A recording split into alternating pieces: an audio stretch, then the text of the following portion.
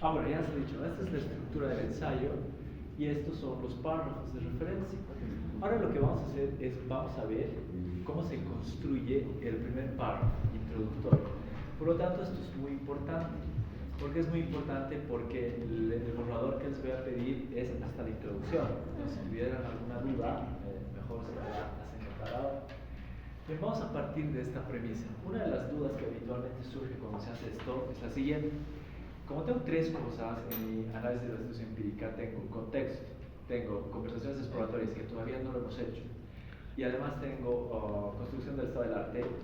¿Dónde voy a es muy claro dónde voy a encajar mi estado del arte, ¿no? O sea, porque son mis documentos investigativos teóricos, por lo tanto, sí o sí tienen que estar en el ensayo. Además, el ensayo es investigativo teórico, por lo tanto, el núcleo es ese.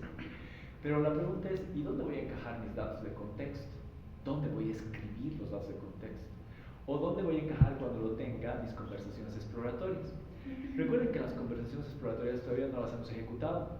Y la idea, en realidad, es que nos las vamos a llevar casi a una especie de superposición con el inicio del módulo número 2. ¿Por qué? Porque si ahora les digo, ejecutan sus conversaciones exploratorias, ¿qué es lo que van a hacer? Van a ir a peregrinar buscando personas con las cuales hablar acerca de lo que están haciendo para ya ver si quieren que les graben además, ¿no? Porque no son entrevistas, sino son simplemente conversaciones. Para evitar eso, lo que vamos a hacer es esperar la integración en la primera semana a los centros de primer nivel de atención. Porque cuando estén en los centros de primer nivel de atención van a tener más contacto tanto con personal de salud como con gente que va a los centros o con gente que está en las comunidades, porque se hacen muchas actividades fuera de los servicios de primer nivel de atención. Entonces es mucho más fácil en ese contexto hacer las conversaciones exploratorias. Entonces todavía no hemos ejecutado las conversaciones exploratorias, pero cuando las ejecutemos, parte de esa información se va a incorporar al ensayo también, ¿sí? Entonces va a haber una pequeña superposición entre el fin del módulo 1 y el inicio del módulo número 2 de atención primaria. Bueno, estas entonces son dos aclaraciones que nos dan la dirección de dónde vamos a incluir eso del contexto, de la información de contexto y la información de las conversaciones exploratorias. Vale la pena que ponga un reparo. Muchas veces estamos acostumbrados, por la manera en la que nos hemos educado, a no tener muchas estructuras, en particular en las cosas que vamos redactando o en las cosas que vamos investigando. ¿Y por qué no estamos muy acostumbrados a esto? Porque el sistema en general no nos da tantas estructuras como debería. La calidad de los documentos académicos depende de con qué rigor anclamos esos documentos a bases investigativas como la que tenemos. ¿Qué quiere decir eso? ¿En qué medida o con qué rigor estamos colocando nuestro documento encima de una base de evidencia empírica e investigativa? ¿No? Básicamente esto es la evidencia investigativa sosteniendo los argumentos. Por lo tanto, la redacción del documento necesita una estructura muy específica. No puedo decir lo que quiero, como quiero, cuando quiero y como quiero, sino que cada cosa que incluyo en el documento debe estar anclada a una fuente investigativa. Entonces, todo lo que yo voy afirmando debe tener un respaldo. Eso es lo que diferencia un documento que no es académico de un documento que sí lo es. Mientras más riguroso es, mayor calidad tiene. Por esa razón, lo que les voy a presentar es justamente eso, una estructura muy específica de cómo armar el ensayo argumentativo, que les puede parecer al principio incómodo, porque al fin y al cabo dicen, no tengo mucha libertad, pero que después cuando lo ejecuten se van a dar cuenta que es para tener un documento de mucha calidad anclado a las fuentes, ¿no? Esa es la idea, y que eventualmente lo puedan publicar si quieren en algún lado o presentar para alguna beca o algo similar, ¿bien? Bueno, entonces vamos a partir de estas dos premisas. ¿Dónde vamos a poner nuestros datos contextuales? Esto es solamente referencial, solo para tenerlo presente ahorita. Una parte de la información que tenemos en las fuentes contextuales vamos a colocarla en la introducción. Otra partecita vamos a colocarla en ese párrafo 2 especial del que les he hablado, ¿no? Donde se presentan las definiciones de los principales conceptos. Ahí vamos a meter también un poquitito de contexto. Y después vamos a meter más datos contextuales en dos de los párrafos que van del 3 al 9. Es decir, al menos dos de los párrafos de desarrollo deberían tener datos contextuales. Y eso está escrito aquí abajito de manera aclaratoria. Dice, por tanto, al menos 2 de los 7 pares de afirmaciones y explicaciones del argumento o del esqueleto argumentativo deben construirse cruzando obligatoriamente fuentes del estado del arte con fuentes contextuales. ¿Qué quiere decir eso?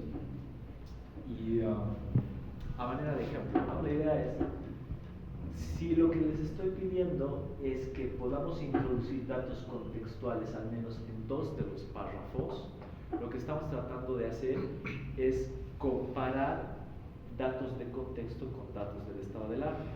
Por lo tanto, al menos 2 de las 7 afirmaciones y explicaciones deberían estar contraponiendo argumentos de datos contextuales con argumentos del estado del arte. Porque si no, no es posible, ¿no? Si simplemente estoy generando explicaciones desde el estado del arte, no voy a poder colocar los datos contextuales que quiero en el párrafo, si esa afirmación y explicación va a constituir el núcleo de ese párrafo. Bien, esa es una premisa que hay que cumplir. Estos datos contextuales los voy a introducir en los párrafos de desarrollo, de preferencia utilizando el modelo 2 y el modelo 3 que hemos visto. Es decir, ese modelito dialéctico argumentativo y el modelito multifacético, que son los que mejor se adaptan para introducir este tipo de datos. Segunda consideración previa. Las conversaciones exploratorias, cuando tengamos el resultado de estas conversaciones exploratorias, lo que vamos a hacer con ellas es lo siguiente. Vamos a colocar una parte de su información en la introducción y vamos a colocar otra parte de su información en uno de los párrafos de desarrollo. Por lo tanto, las conversaciones exploratorias quedarán una partecita en la introducción y otra partecita en alguno de los párrafos de desarrollo que tú decidirás cuál es el que mejor se adecuda. Bien, entonces esta es una premisa que vamos a tomar como referencia para cuando estemos ya construyendo gran parte de la estructura de desarrollo y también de la introducción, que es lo que vamos a ver a continuación. Bien, eso lo tomamos solo como referencia. Ahora lo que vamos a hacer es ver cómo está estructurado el párrafo número 1, cuál es su lógica, cuál es su estructura. Recuerden que este párrafo son en realidad 2, y que por la estética de hemos jugado 10 párrafos, no hemos puesto que sean 11, ¿no? O sea, pero son 2 párrafos. Y como pueden ver, tiene una estructura muy específica. Esta estructura específica, que está referenciada aquí, la he trazado a este cuadro para que se vea mejor. El párrafo introductorio lo que debería hacer es presentarnos la contextualización del objeto de investigación que estoy desarrollando, el enfoque principal del ensayo, que ya sabemos que es el punto de atención que he elegido, el que tiene más puntaje, algo que vamos a llamar la tesis central del ensayo y una hoja de ruta, que son estas 2 cositas finales. La tesis central del ensayo tiene relación con esa pregunta que habíamos construido hace rato, ¿no? Que les he dicho, déjalo a un ladito. Esa pregunta del ensayo la vamos a responder de manera preliminar, es decir, ¿cuál sería la respuesta anticipada a la pregunta de mi ensayo? En la introducción estoy en condiciones de responder esa pregunta. Claro, porque soy un mini experto, me leí 30 documentos. Es obvio que sé cuál podría ser la respuesta a esa pregunta, porque he leído estos documentos. Entonces, ¿qué es la tesis central del ensayo? Es la respuesta anticipada a la pregunta del ensayo que había generado derivada del punto de atención. ¿Bien? Eso lo vamos a denominar tesis central del ensayo. ¿Qué es la hoja de ruta? La hoja de ruta es una especie de mapa.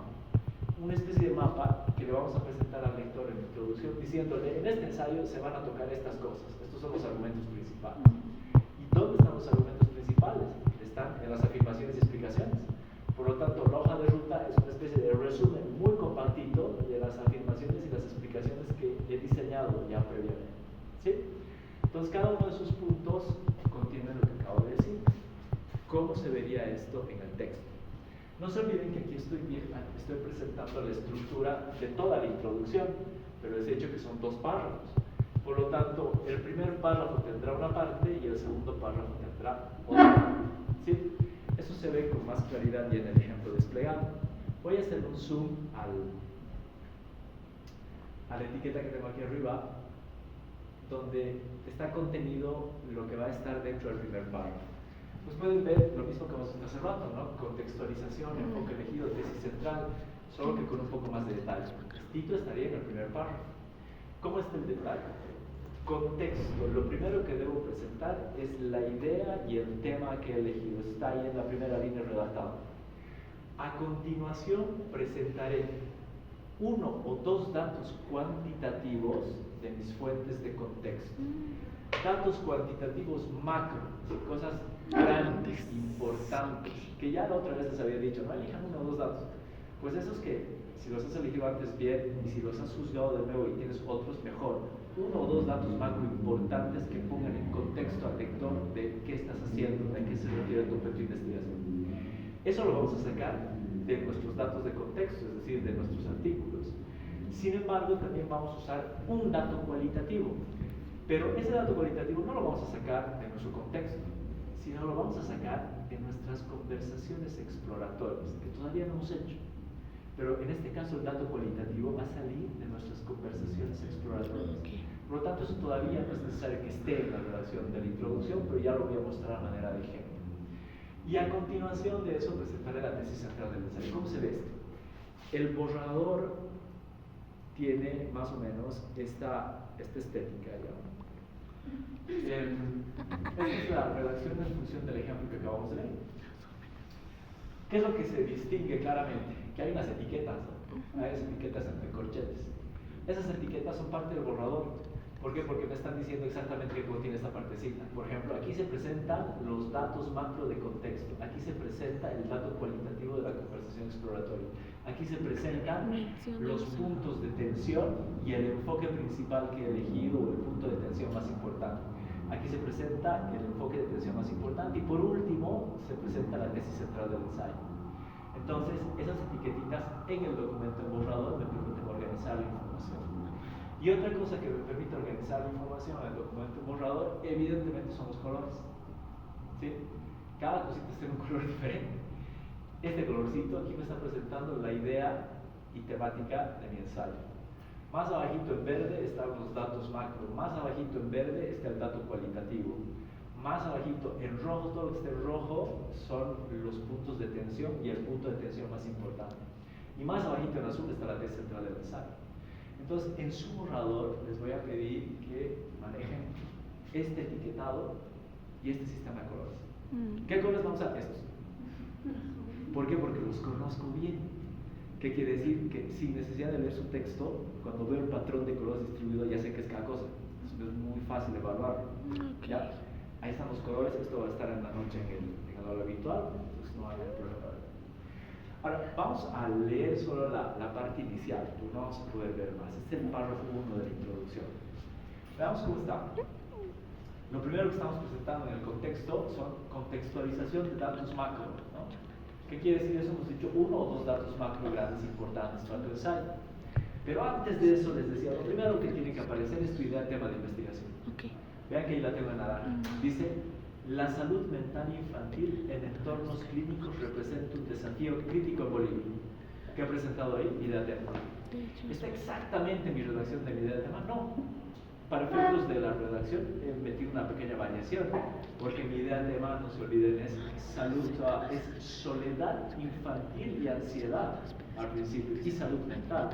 Pero aquí he implementado una pequeña variación que ha condensado el efecto. Pero claramente describe lo que se trata, salud mental infantil. Ahora lo voy a leer. La salud mental infantil en entornos clínicos representa un desafío crítico en Bolivia. De hecho, los boletines epidemiológicos del Servicio Departamental de Salud, el CEDES, alertan que las internaciones pediátricas anuales en Sucre se han incrementado un 15%. Es decir, en el año hay más internaciones de las que había en el año pasado, un 15%. Concentrando el hospitalocentrismo, ya saben que es hospitalocentrismo, esta idea de que la medicina solo se desarrolla dentro de los servicios de salud. Concentrando el hospitalocentrismo, un índice de hacinamiento con H quiere decir mucha gente en un espacio muy chiquito. Por lo tanto, concentrando un hacinamiento de 40% en los servicios básicos. ¿Qué quiere decir ese dato? Que los servicios básicos de atención para niños menores de 5 años están excedidos en un 40% de su capacidad. Si el espacio está diseñado para internar 10 niños, en realidad están internados 14. A eso se refiere ese dato del 40%. Y fíjense que entre paréntesis coloco CEDES Chuquisaca 2025, página número 5. Esa partecita es la que vamos a ver por ahora. ¿Qué es lo que acabamos de describir? Hemos descrito la idea tema, Arribita lo hemos presentado y a continuación dos datos macro cuantitativos que provienen del contexto, claramente. Y a continuación le cito la fuente. El sistema de referenciación bibliográfico que vamos a utilizar en el ensayo es el sistema APA, que es el sistema de referencia de la Asociación Americana de Psicología, en su 7ª edición, que es la que está vigente. ¿Cómo funciona? Lo que acabo de colocar aquí es una cita de bibliografía en el sistema APA. Por ahora no es necesario que sepan cómo funciona. En la siguiente sesión les voy a explicar cómo se pueden introducir estas citas poco a poco. Pero vean que hay un formato más o menos replicable muy claro. Aquí se presenta el nombre de quien ha publicado ese documento. En este caso es una institución, es el CEDES Chuquisaca, coma, viene el año de la publicación, coma, y viene la página específica de donde he sacado, página número